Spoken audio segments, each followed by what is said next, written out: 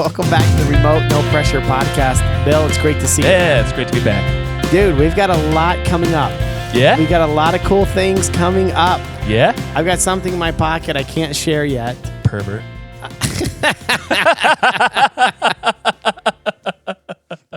It's my ego. And some of you who listen to the entire podcast to the ending will laugh when you hear that. Yeah. Some of you don't. Well, there you go. You know, you win some, you lose some. No, but we got a lot of cool things coming up. Now, coming up March 26th, the last Thursday of this March, Holland, Michigan. If you're in the Michigan area, we have a live fly tying demo. Nice. From Matt Peisert, who is our guest this week on the Remote No Pressure Podcast. He's also giving away a free trip to anyone, not to anyone, but a free trip. To anyone? To anyone if you register when you get to the event. What else we got? We've got a 50-50 raffle for the Allendale Fly Tying Club at Allendale School. Oh, nice. John Osborne's giving away a book. Kaz is coming. He's throwing in some umpqua, some different things like that. And I am literally watching a fly sink down on my computer. Look at that. He can't hold on. There he goes. I wish we had a camera on that. That was amazing. Wow. I wonder if it's coming through on the camera. You have no grip on your screen. That's very interesting. Yeah. That's very random. We've been thrown off by a fly. Now, I know what a lot of you are thinking. I know you're thinking like, man, Jeff, you sound like Corona. You sound like you have a cold, and the answer is yes, I have a cold. Or have you had a few Coronas? I have not had any Coronas. Bad for the immune system when you're sick. It is. But in other news, I never know how long. Yeah. So okay, coronavirus. Yes. No, thank you. Coronavirus. It started in China. Yeah. Now, every once in a while, we will talk about different conspiracy theories because that's what we do. If you want fake news, if you want conspiracy theories, you don't have to go to Fox News to get it. You can get it right here on the Remote No Pressure Podcast. That's right. you don't have to go to CNN. You don't have. This is your home for fake news. Fake news that we like to spread, like the coronavirus. Yes. Speaking of the coronavirus, we're going to put this out on our socials because this is kind of cool, and this is definitely tinfoil cap. But Bill, what did you find out on the interwebs this week? So you were starting to type in coronavirus conspiracy, and I'm like, oh, I got the perfect one for you. I just watched this video with my wife earlier this week. We searched the YouTubes and there's nothing going on. And it was talking about how China kind of admitted in so many words, you got to read between the lines, but that this was a created virus. Uh-huh. We can put the link in there. You can watch the whole video. And because I don't remember all the nitty-gritty details of it, but like you got to read what Emperor Qi, is that what his name is? I'm not really sure. I'm not really familiar with the emperor's names, and I think Grand if Leader? I did, I would really look like an idiot if I tried to pronounce him. What, Qi? I think is his name, but I don't remember his title. You got to read through some of the lines, but he kind of said how yes, it came from here and it was a weapon. Mm-hmm. Well, I've talked to a couple of close doctor friends of mine. Mm-hmm. One's an ER physician and another one is a physician as well. Yeah. And I didn't ask to use their names, so I'm not going to use them. But I talked to them and I was like, hey, what is this thing? Because we have this big event on March the 26th. And I'm like, should we cancel it? Should we keep it going? What's the story? And they're saying, this is just a big nothing burger. Like, wash your hands really good. That sounds disgusting. Yeah, I know. But they basically said it's basically like it's just a little virus and you get through it. It's unless you have an compromised immune system or you're elderly, it's probably not going to affect you nearly like it would like the flu. Exactly. But I try to be, in my life, Bill, and we've had this conversation several times. I try not to be extreme. I try not to be extreme one way or the other. I'm not an extreme conservative. I'm not an extreme progressive. I like to just take things a little at a time and take the facts and break it down. And I have done that. I've taken the facts of death toll. I've taken the facts and all these things, put it together. And I'm like, this is a bad thing, but it's not worth like destroying an entire Costco. Not worth freaking out about. I went to Costco yesterday. How was it? It was payday, and I'm like, hey, honey, let's go to the grocery store and pick up our list of groceries we need. Right. It was a madhouse. Was it really? Lines were way out the door. I mean, it was ridiculous. I regret it now in hindsight, but like, of course, like I didn't even check the sanitization aisle more hand sanitizer or soap or toilet paper. Like, luckily we stocked up on that, but like, just ridiculous. Like, everybody was out yesterday. We should start selling rolls of toilet paper on our website at remotenопроpressure.com. Sasquatch toilet paper. Yeah. That'd be good. You know what? It's in the afternoon. We're recording in the afternoon. I'm not as funny in the afternoon as I am in the morning. I try to be. I really work hard for it, but we're a little less caffeinated. We need some stimulants. We do. We need some stimulants. No, but we got some cool events. But anyways, before we go to the cool events, I just want you guys to know that we are working hard with the Corona team. Wait, there's a whole team? There's a whole team here at the Remote No Pressure headquarters. It sounds like a drinking party. I'm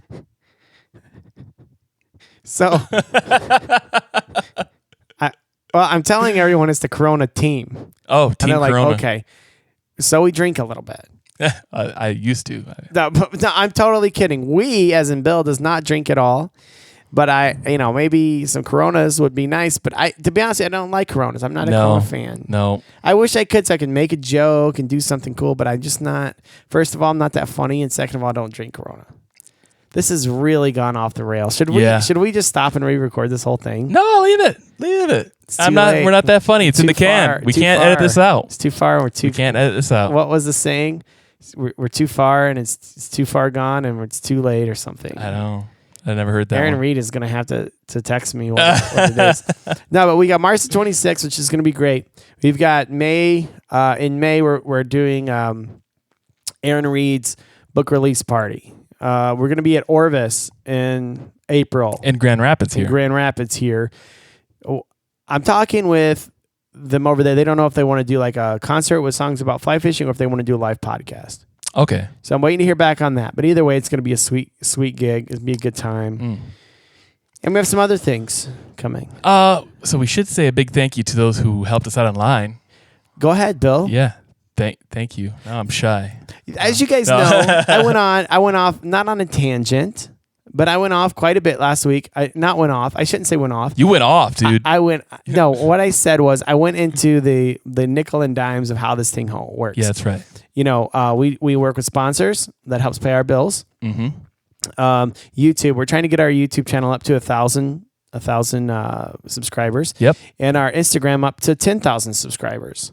And so if you have a little second, go to our YouTube. If you're watching us on YouTube, just click on the bell below. See how I pointed? See, I've been watching our YouTube channel. Yeah. I don't look at the camera enough. I try. Really? I try. I do. You do a much better job than I do. You guys can go on the YouTube channel and you can comment Check us below out. who does it better. Oh, I like that. Yeah, who does it better? I look at the camera the best. It's all about eye contact. And maybe you want to see how bald Jeff really is. You can go to the YouTube channel and you can see the light reflecting off my head. No, but we really appreciate everyone who left some very, very kind very kind reviews, very nice messages on the YouTube and everything. We appreciate all that. Yeah, there and on the app on the iTunes. No, what is it called? The iPod. I'm not sure what it is podcast anymore. App on the Apple things. Yeah. Thank you guys. We do appreciate it. We do very much. It's really helped move the needle. Also, if you haven't, go ahead and do it. If you haven't, go ahead and try it.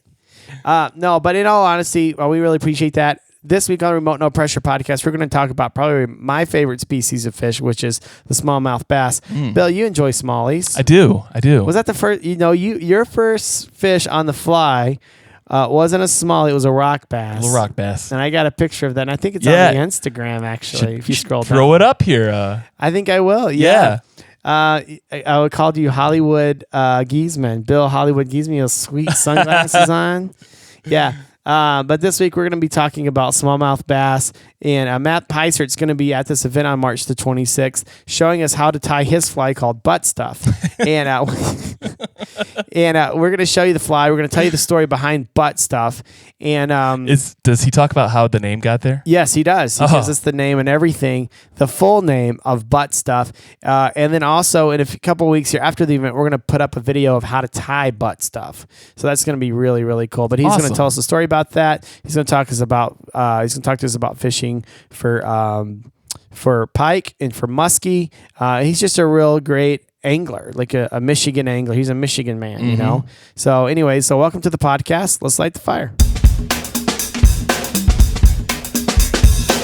Welcome back to the Remote No Pressure podcast. I'm very excited for a couple of reasons this week because number one, I'm planning this huge event with a good friend of mine by the name of Matt Peisert, and he's here in the studio with me. Thank you very much for hanging out with me, Matt. Yeah, thanks for having me, Jeff. It's not every day that I get to sit across the desk from my guest, or in this case, a semi-salty dining room table, because I don't think I wiped off the table good after lunch. But it's really good either way that I'm hanging out with you. So can you tell us just a little bit about your guide service, that connected guide service? Yeah, so I guide on a few different bodies of water in mid-Michigan as well as northern Michigan, so Saddle, Manistee, and then some other unmentionable stuff in mid-Michigan. I've transitioned somewhat out of the trout business and focus more on warm water, pike and smallmouth specifically. More so smallmouth. Pike are kind of like the tax man. They just come and steal your flies whenever they feel like it. It's kind of evolving into more of a smallmouth program as people start to find smallmouth as a viable target species. So I've been doing more of that. I donate a bunch of trips for that, and just trying to get that off the ground a little bit, picking up some new rivers to take people on, and so we can kind of guide all over the state for smallmouth, because a smallmouth is a smallmouth is a smallmouth. But you start to learn rivers, and you start to dial in where to catch bigger fish and more fish, and what flies work, what patterns work, colors, all that kind of stuff. So it's really evolving into a smallmouth guide service as it kind of goes. Why the evolution from trout? Just because you can go anywhere with this, or do you like that species smallmouth better than the trout? Yeah, so smallmouth is close to home, right? I don't have to drive 2.5 hours north to get to it, and it's a more willing adversary. I can go out and catch 50, 60. We've had 75 fish days on smallmouth in the middle of the day on a hot summer day, where you get a hot summer day, you're lucky to catch 2 or 3 trout a lot of times.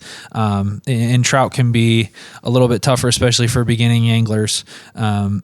So I've kind of transitioned into the smallmouth because of the fact that it's a lower stress environment. When I'm guiding a client, until they pop that first fish, I am stressed to the max. And we get into smallmouth, and it's just a good time for everybody. I've taken a lot of people for smallmouth. It's their first time smallmouth fishing, or first time smallmouth fishing with a fly rod. And there was a guy last year, he bought a trip through the Shrem's West Michigan Trout Unlimited banquet. He had never been smallmouth fishing and booked like 2 or 3 more trips with me before we got off the boat. So, not necessarily by anything I did, but the fact that just smallmouth are so much fun. Everybody's having a good time. We're high-fiving. The net's wet all the time. And a bright sunny day isn't a death sentence on a smallmouth fishing adventure. Yeah, that's great. I actually started out. The Grand Valley Fly Fishers are coming out to this event. Yep.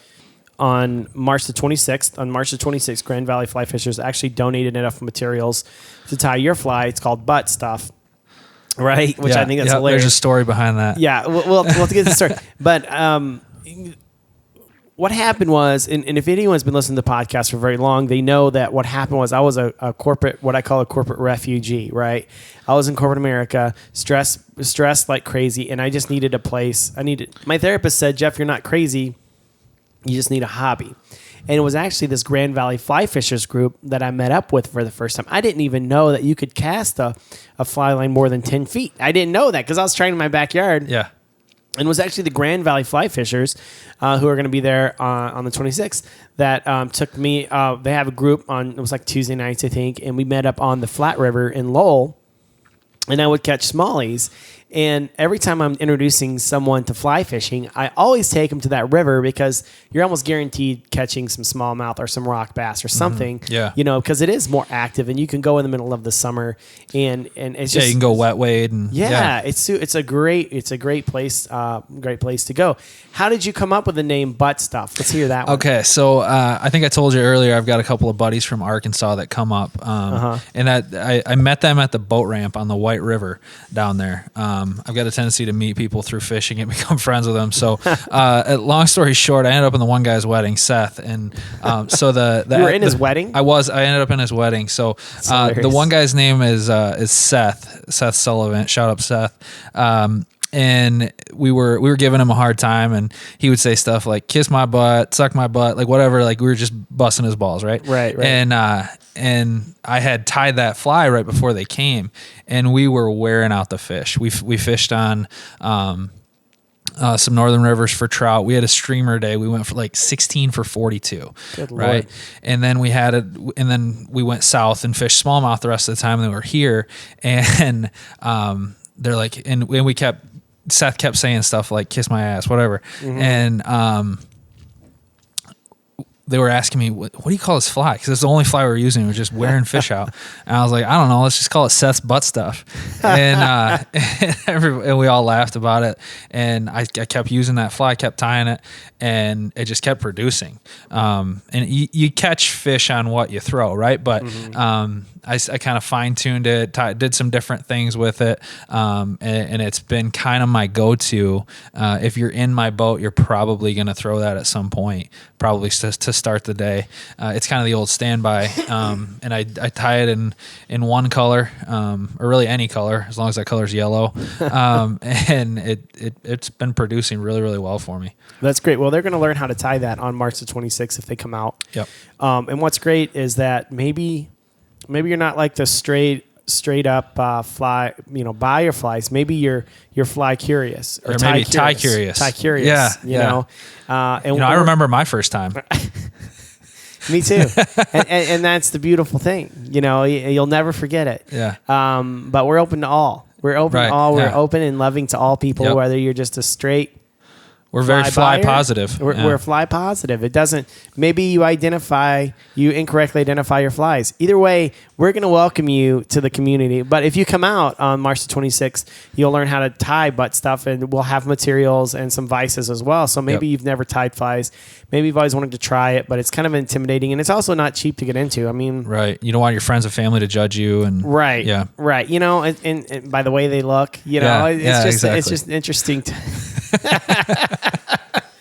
Oh my gosh! So there goes some emails, but either way, no. But I think it's a sweet looking fly. We'll put a picture of that fly up on the on our socials, but we'll also record it the night of the big event, and then we'll put it up on our YouTube page so people can see how to tie butt stuff. No, is it called, what's the guy's name? Seth. Is it called Seth's butt stuff, or is it just called butt stuff? Did Seth fall off? Yeah, Seth has kind of fallen off by his request, but we can bring that back. Maybe we should, because any request to be taken off. Yeah, at one point it was called the Sullivan Dentistry butt stuff, and we were going to throw the phone number in there because his dad owns a dental practice, but we decided to take that off. But we can bring it back, Seth's butt stuff. We can make it official today. He wasn't a proctologist though. Oh no, it would be funnier if he was. That would be hilarious. It's my kid. My kid goes to school. Went to school at this a very progressive engineering type school with like highly functional, like really smart kids. Yeah. And they went around to everyone. They asked him like, "What do you want to be when you grow up?" And my son says, "I want to be a proctologist." Oh, you must be so proud. He was like, "I want to be a proctologist," and the teacher's like, "Well, are you sure about that?" He goes, "Yeah, I want to." The teacher's like, "Well, what is it?" He goes, "That's a butt doctor. I want to be a proctologist." And so he was all pumped up because he made this big trick, because first of all, it's a big word, right? And then second of all, it was like everyone's gonna be like, "Oh, this kid's," because he's a clever kid, Yeah. And it ends up being, the thing comes out with a yearbook. And he just says he wants to be a doctor. He didn't put proctologist. He was so pissed, dude, because he's like, I wanted it to be proctologist. Because he just thought that was the funniest thing ever. But Sullivan's butt stuff, right? Or Seth's butt stuff. I think that should be the official name. Yeah. When we get that submitted to Umpqua and everything, we'll make an effort to make sure it says Seth's butt stuff. Now, speaking of getting it submitted to Umpqua, have you submitted the fly to anybody? No, I haven't. I've talked to Kaz about it, and I have the paperwork sitting in my email currently. Okay. Just not anything I've gotten around to at this point. I guess I wasn't sure if I wanted the secret to get out, but I think it's going to happen. It was like your thing. And why do you think that is? Why do you think Why do you think creative people, especially like fly tires, why do you think you wanted to keep that a secret? Because it works. Yeah. Right, like everything in fly fishing, right? Like you see somebody post on social media and they gray out the background, or which I think is ridiculous, especially with like a trout species, right? Like you've got a trout, and the thing is, like they don't live in ugly places, and then you black out the background. Right? What? Come on. So, I don't know if it works, if it's something that's productive, like some part of you wants to be like, okay, this is my thing. I figured this out. Right. And every articulated fly is a ripoff of basically two woolly buggers tied together. So it's not that big of a secret. And quite honestly, part of the reason I haven't submitted it is just, it takes time. You gotta send in a certain number. I think it's a half dozen of them you have to send to them. And then you got to do maybe like a video and the recipe and all this stuff. So it just takes time, and I tie them. And when you have a 75 fish day on smallmouth, I'm not a good enough tire to where the flies don't fall apart on me. So I'm always in a trying to keep the inventory up phase. And then there's a significant number of pike in the river that I fish, or the rivers that I fish, and they're hard on the fly inventory as well. How do you tie up for pike? Is it a different type of leader? Because they're kind of toothy. Yeah, so we'll fish like there's toothy critter leaders you can get from like XYZ, toothy critter leaders, or even just some kind of wire bite. We tried 13-pound wire bite because we have this weird thing where there's a lot of pike, and we love to catch those because they're fun. They're super fast to the fly. It's like a freshwater GT as fast as they are to the fly, right? So that's really awesome. But if you're fishing for pike, the older, bigger smallmouth get a little bit leader shy. Not crazy leader shy, but you got to use like 15-pound fluorocarbon to fool those bigger smallmouth, where if you're using wire bite, they're not coming in. You'll catch smaller smallmouth. But with the 13-pound wire bite, we've had pike bite through those. And that's super annoying because you're losing flies like crazy. So we'll use like a 40-pound wire bite. Haven't had them bite through that. I used to use 40-pound fluorocarbon. That doesn't work. They'll bite right through that too, especially the smaller ones because their teeth are closer together, like little scissors. So yeah, it's kind of a deal where we're either targeting pike or we're targeting smallmouth. And there's certain areas where I'll just tell clients, hey, don't cast there. Taxman's in there. They'll come take your stuff. So right. But if you're going after pike specifically, then you'd want to use we'll rope up, fish 40-pound wire bite, and or like a toothy critter leader, which is specific. It's a poly leader with a hunk of wire on the end of it that you can use. Now, as I've said this on the podcast several times, I am not an avid. I mean, I'm not an expert. I love to fly fish. We had this conversation before. Yep. I have this podcast, but I'm not like some super flying. I've never held myself out as an expert. I absolutely love fly fishing, and I look like an idiot probably half the time I'm on the water. So let me ask you this question, and I may be making myself look stupid, but I'm just going to ask this question. What's the difference between like a pike and say a muskie? They are both, I think, of the Esox family. Okay. But a muskie, I think they just tend to get bigger. They're more of a dinosaur than a pike, it seems like. Yeah. Pike tend to live just about anywhere, where muskie are a little bit more finicky and more fragile, I think. Eric Grajowski would be a better person to ask. He knows that species inside and out. But muskie tend to move slower, it seems like. I've only caught a handful of muskie. Okay. But they move slower. They'll track your fly forever. And I think they're more temperature sensitive, maybe. But they are similar. And the only way to tell like a big pike from a big muskie is on the bottom of their jaw. They have like dots of some kind, I think. And you can tell based on one of them has more dots. Not sure which one. So it's not a stupid question. No, it's not. not. They could get confused pretty easily. Yeah, especially if you get like a really light colored pike, because a lot of your pike are real olivey green and yellow colored. And then there's a lot of muskie that get that color if they're in a river with a certain amount of tannin or something like that. I may be totally butchering this, but The only pike I've caught is through the ice. Yeah, yep. I've never caught a pike. Yeah, on a tip up. I've never caught a pike on the fly, which I'd like to try that. Yeah, we'll do that. And we've also had Robert Tomes. He wrote the book Muskie, fly fishing for muskie. It's with Orvis. Robert Tomes. He's out of Chicago, and we always go back and forth. And he's like, "Hey, we need to fish together." And I'm like, "Okay, what's a date?" And then it's like, "Oh, okay, then nothing works." And we'll, you know what I mean? Yeah. So I'd love to. I'm gonna drop his name, Robert Tomes. It's like, you call me, bro. I'd like to catch a muskie on a fly, or even a pike on a fly. Yeah. Are there some outfits that only target those species? Yeah. So Eric Grayowski on Lake St. Clair. He is probably the best in the world at it. At least from what I've seen. I'm sure there are others that you are went good. out with him, right? I did, yeah. So the first day I went with him, it was me and a buddy, and we went like 6 for 25. We moved 25 and boated 6 fish. Muskie? Yeah, muskie. Wow.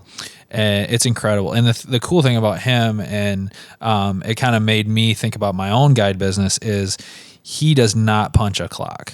You get there on the water at about 7:30, and you're not getting off the water until at least probably 7:30. He guarantees an 8-hour day, but I've never fished with him for less than 10.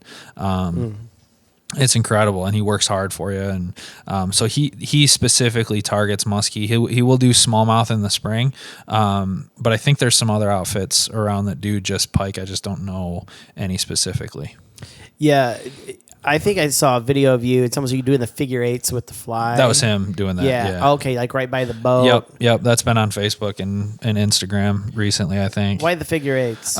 Because are they targeting that fly for a longer period of time, so you need it in the water longer? Because they kind of stalk it out, or what? So muskie will follow it, and like you'll be stripping in, all of a sudden you'll see it. Okay. And it's just like slow tracking your fly. And so what the figure eight does, I think, is it turns sideways and they see that profile. Okay. And when they see the profile, that sets them off to eat it. Like triggers them. Yeah. So, and they'll T-bone it. There's a fly called a T-bone. T-bone. You ever see Seinfeld? Yeah. T-bone. Yeah, Yeah. Yeah. So there's a fly called a T-bone, and it's that idea is that when it turns sideways, they see the profile of it, and that's when they hit it. Okay. Because they'll slow track it all the way in and then smoke it when it turns sideways. That would be a lot of fun. It's a tremendous amount of fun. Yeah. It's also kind of a beating because the last time I went, we saw like one fish all day. Wow. And they're just a super finicky fish. Like ask anybody, you see a fish that's successful. You go with Eric, you're going to have a little bit more success usually than just seeing a fish. But yeah, he's the guy for muskie for sure. That's awesome. Well, you think he'd mind if we put some links up for him? I'm sure he wouldn't. Okay, so he's still pretty active, then. He's still. Yeah, he guides a bunch. Guiding is the and I've said this several times on the podcast here. I would say guiding is probably the hardest job in the industry. Would you agree to that? Full-time guiding. Yeah, probably. It's full-time guiding is tough because our season's so short here. Especially here. We both know Tom Workman. They do some ice fishing stuff, and Yeah. you got to do the anadromous stuff and the ice fishing and all that kind of stuff to be full-time in Michigan because just guiding your typical trout season is a very short working year. Right. To really make a living at it, I think. Well, let's talk Smallies.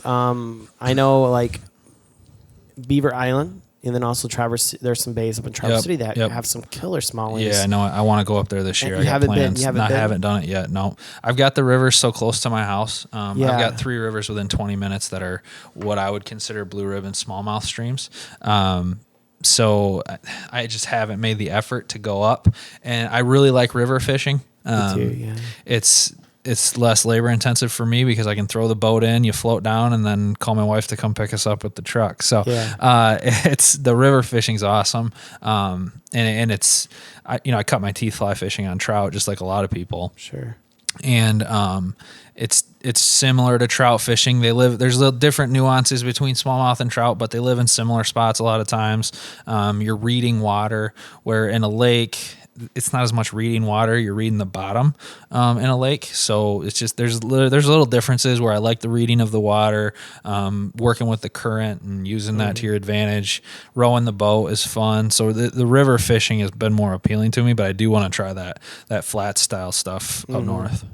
Yeah, it's pretty amazing. And I've told this story on the podcast before. As I moved up here from Houston, Texas, and I fished the bays down in Matagorda Bay and stuff, and fishing for redfish, and then I go offshore and fish for snapper, not on the fly, but just on spinning gear. And so my father-in-law told me, I want to take you out to go salmon fishing. And I'm like, I don't want to go, in the river, up on the Muskegon River, downtown Newaygo, under the train trusses.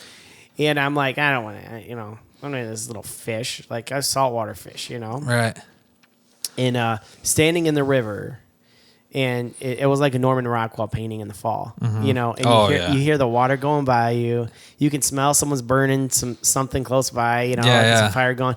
And here I am in the middle of the river, and you hear that river, like you were talking about, you enjoy river fishing more than lake. It was like something happened to me. And within the first 10, 15 minutes, I hooked up a king salmon. Yeah. And having dealing with people fish on, and I didn't know what I was doing. Big zombie too, probably. Yeah. Oh, not quite. It was a little fresher. Okay. Yeah. And then the same thing happened that following spring. My father-in-law took me out to the same river, different spot, and within 15 minutes, I hooked my first steelhead. Yep. And I remember thinking, like, well, first of all, you take it for granted. Like, well, of course you catch steelhead every 15 minutes. I went for like 2 for 5 that day. It was a great day. That's a phenomenal day. For steelhead, that's awesome, So you're just like, But anyways, I fell in love with river fishing that way. And now it's like the sounds, the what it does to you being in the river. Yeah. It's puts like a lightning in your veins that you can't get it out. Yeah, it's something that happens to you, the sounds, the feels, the smells.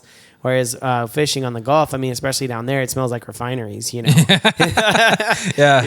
But anyways, so so we just have a few more minutes here. So as far as this event is concerned, I mean, what are you hoping people take away from it? I just want it to be a cool community thing. I think that especially it sounds like in Holland, it's kind of underserved from a fly fishing community perspective. You've got John Osborne over there bearing the torch for the entire community. Yes, he is. Writing books and stuff, but I think it'll be fun. It'll be a lot of community. People get to meet some other people that they haven't met before that like to fly fish, and hopefully, my biggest hope for it is people leave there with a couple of dates on their calendar to go fishing with somebody they haven't fished with before. I've brought it up a few times. This big trip I've got going to Texas here in May, and I'm super excited about it.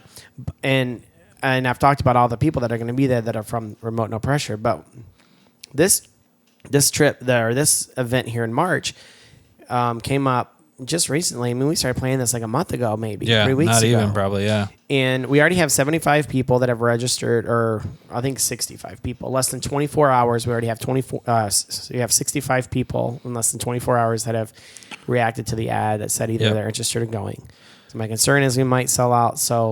And not even sell out because we're not selling tickets, but the thing can't hold 300 people. So I'm interested to see. But the whole you keep looking at my hand. I talk with my hands, Matt. And I don't really do face-to-face interviews very often. When I'm on the phone with people too, I tell you. But anyways, so as far as this event is concerned, I forgot what I was saying on that, but sell out. It might sell out. Yeah, so make sure you get there on time. I think we're starting at 7:30, so get there like 7, get set up. But it's really cool to see the community coming together. Like you said, it's kind of an underserved area. Yeah, seems like it. They got to drive an hour and change to get to the nearest fly shop. Yeah, exactly. So we're very excited to go there and put this event on. This is what I was saying. So we talked about all the RMP guests that are coming in May. When you take a look at this event here in March, I mean, we've got you. Yep. We've got Kaz. We've got John Osborne. Wild Bill's going to be there. Of course. I'm going to be there. That's 5 people right there. And there may be even more people that have been on the podcast. I don't want to say their names because I don't know for sure if they're coming. Right. I'm hoping, I will say Drew Nelson's name because I want him to come play some songs, but he's got to get permission from his wife because it's all kind of last minute. Right. So there you go, Drew Nelson. Yeah. There you go, Mrs. Drew Nelson. Yeah. Yeah. Please let Drew come. Yeah. It's like, I totally get it though. Yeah. Yeah. That's kind of last minute, but he may come play a few tunes. I'm playing some songs about fly fishing. You're doing the demo. Yep. We're doing a giveaway, a $400 value to go fly fishing for a day with you. Yep. So full guided trip for 2 anglers. I provide lunch, and I try to do a pretty good lunch usually. I've got a river lunch that I perfecting over the last couple of years. That's pretty good. And then hopefully we'll get into a handful of fish. Yeah, it's going to be awesome. So, and then Kaz is coming. I think he's going to give some stuff away from Umpqua. Of course. We got a 50-50 raffle with the fly fishing club in Allendale. Yep. So Allendale Middle School Fly Fishing Club is going to kind of be the beneficiary of the 50-50 raffle. My good buddy Adam Spence is a teacher at Allendale Middle School, and he's put together this fly fishing club. And I've tried to kind of partner with them on some things. I think I gave him a rod last year, and he gave away a trip for the biggest fish. So it's pretty cool because he's had some kids. The only thing that they look forward to at school is going to fly fishing club. Wow. And he's been able to reach some kids that are some of those kids that kind of fall through the cracks. He's been really able to reach them through fly fishing club. And it's really cool to see him do that. Cause I got him into fly fishing when we were roommates at Grand Valley. That's awesome. And then to see, you think about like, your coaching tree, right? In college sports or whatever. And my coaching tree is now extending to all these middle school kids that he's preaching to. I learned from my dad who taught himself. So, I think about all of that stuff, like the cool relationships you build through fly fishing, how it impacts other people has been really cool. Not that I did anything special. I was just coming back from the river with steelhead or salmon and throwing them in the freezer. He's like, whoa. What's going on here? I want some of this action, right? 'Cause he's always fished his whole life, but never fly fished. And I think his wife maybe curses me at time to time for creating that obsession. But no, it's really cool to see what he's done with that group of kids. And they do fly tying and casting lessons, and he's got a pond in his neighborhood, and they'll bust the kids to the pond and they'll fish, catch some smaller largemouth bass and panfish and stuff like that. So it'll be cool to be able to give back to them a little bit as well. Yeah, absolutely. And that is what's so cool about the fly fishing community and the relationships that you meet. We met through the podcast, right? Through Kaz. Most people meet everyone they know through Kaz somewhere or another. Kaz is a great guy. I met Kaz through the podcast. Just reached out to him. Yep. I was hesitant to reach out to him for a while because I thought he was someone else, but he wasn't that other person. Then I met Kaz, and it's like, okay, this is cool. But Kaz has been a phenomenal friend, like just referring people and helping me out with the podcast. And then, you, and then I've got Wild Bill. Him and I have gotten close as a co-host. We've known each other for almost 20 years and off and on, in like different professional capacities. But we've gotten to know each other. All my friends down in Texas we're texting on a daily basis. It's like these are my boys. Right. Whereas some people, I think, go their whole life struggling to find some kind of community. But in fly fishing, it seems like it's just an awesome place to be. Yeah. Yeah, well, I mean, like I said, I ended up in a guy's wedding, right? Specifically because of fly fishing. I met him at the boat ramp down in Arkansas. We went mousing, and he caught a beaver, and then he ended up having a fly named after him, and then I ended up in his wedding. It's just, it's a crazy thing. The relationships that come from fly fishing it's very, very cool. It is cool. It's different than spinning gear. People who spin cast. It seems like to me, not that I will pick up like this time of year. A lot of times I'll pick up some spinning gear for steelhead. I'm not gonna lie, but it just seems like I don't know. There's something about fly fishing. It's just different, unique demographic. Yeah, for sure. I think it's because it's a group of people that want to do it the hard way. Mm-hmm. If you want to go out and catch a fish, the worst way to do it is with a fly rod, really. Right. Like you're better off hucking gut and throwing a spawn sack or a night crawler or something. But for some reason, the people that want to do it the hard way tend to connect. Yeah, I agree 100%. I go. I when my second son was born, I first started fly fishing. There was a pond across the street from my house. And I would go and after my kids would go to sleep at like 8 o'clock, because here in Michigan, it's light till like 10 o'clock at night. And so I would go over there and go fly fishing, dry flies for like bluegill and stuff like that. Yeah. And my buddy came over. He started fishing with me because he had little kids. His name's Brian, and he'd throw worms and he'd catch more fish than I did. He'd always brag about it. Yep. All right. Buddy. Yeah. Yeah. It's crazy because like with fly fishing, especially if you're winter fly fishing, like I do a lot of winter streamer fishing for brown trout. Oh, sure. Right. And I was talking about this with a buddy the other day. We were on the river and we said, the crazy thing about fly fishing is we choose to do it the hardest way possible. only to catch a fish, hold it for a couple of seconds, and then put it back in the river. Right. Which, to somebody like if you go back 300 years to somebody who's subsistence fishing, Right. like you want to watch somebody's brain explode in front of your very eyes. Right. Like, what? Yeah, that's like me taking my paycheck and just like throwing it in the river. Yeah, exactly. You know what I mean? Yeah, It's like, yeah. I don't need, because this is their sustenance, you know? Right. Well, thank you very much for donating a trip. Absolutely. I'm looking forward to the event. It's going to be awesome. I'm so excited. March the 26th. Again, we're doing a fly fishing giveaway. We're doing a 50-50 raffle for the Fly Fishing Club in Allendale. We're giving away a free fishing guide trip with Matt Peisert, who's here with me today. He kind of sounds like he knows what he's doing. And then we have Seth's butt stuff. Seth, right? Yeah, Seth. Yep. Seth's butt stuff fly. Seth will not be in attendance, unfortunately. He will be at dental school. So A dental school. in Oklahoma. So We're at in Oklahoma, do you know? I think he's in Oklahoma City. Did you know that Oklahoma is my favorite? Well, other than Texas, it's my favorite state. Really? My wife and I vacation there. What for? Isn't it like all flat and plainy There's and nothing stuff? there, dude. Yeah, we go I to know. Bartlesville, Oklahoma. We've been there like 3 years in a row. You should go to Nashville. It's way more fun. I'm sure it is, but like in Bartlesville, Oklahoma, my wife follows this lady called the Pioneer Woman. Okay. She's on the Food Network. My wife's been following her blog for like 15 years. And she has a place over in Pawhuska, which is like an Indian reservation kind of place. And we go over there, and there's no one there. There's very few people. And you can see for miles, like as far as the eye can see, it's just big rolling hills. There's no buildings Sounds in riveting. the way. It's pretty amazing. I love it. I don't know why. I don't know if it's like I hesitate to call it a spiritual thing, but it's almost like you're here with all these Native American like reservation type stuff, you know? Yeah. And I take ayahuasca. Just kidding, I don't. But I don't know. It's just a very like it's got a sacred feeling to me. I don't know. Yeah. I know that's kind of like floofy or whatever, but I go there and we stay in this hotel that was the only skyscraper made by Frank Lloyd Wright. No kidding. Yeah, he has one skyscraper. I'm gonna indulge a second.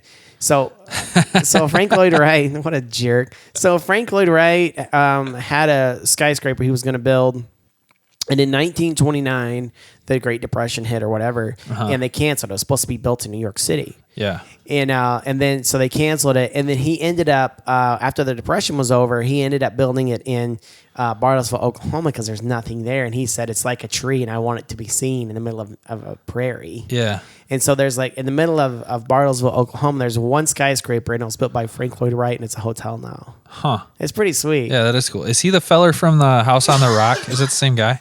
Is he the fellow from the House on the Rock? Yeah. Have you seen that place in Wisconsin? I don't know if that's probably though. him. He has a house here in Grand Rapids too. Does he? Yeah. He's probably dead now. Oh, he's dead. Yeah. Yeah. We got a coupon on Groupon. Coupon on Groupon? Groupon.com. No, There just you go. kidding. They're not a sponsor, but it was like $90 a night, and we stayed there, and it was like, oh, this is history, dude. Like, what do you do there? The hotel, nothing. You sleep. Oh. I know, And- but like, and they what have do you do in breakfast. Bartlesville, Oklahoma? Like, That's a great question. So we go to Pawhuska. this is so off the rails. I know, it's so off the rails. No one's listening. We go to Pawhuska to go to a restaurant by a Food Network star, Pioneer Woman. And then we go shopping. My wife goes shopping. And then we really don't do much. You know, I'm the kind of guy, it's like, I need to like have nothing. Yeah. Yeah, there's two kinds of people on vacation. People that want to like veg. Yeah. And then people like me, honestly. Like if I'm on vacation and I'm not doing something the entire time, I'm a nervous wreck. Yeah, see, you gotta calm down on that. Yeah, I know, but like You need to go to Oklahoma. there's so many cool places to fish Yeah, I know. when you're on vacation. Like North Georgia. Yeah, Stripers. well, if you want to go, let's go. Yeah, let's I'll do go. it. I'll go to North Georgia and go down there with the guy from Yeah. Fly Waters, Joe. Holland Yeah. said he's been on the show. Really? Okay. Let's go. Let's Joe, do it. go.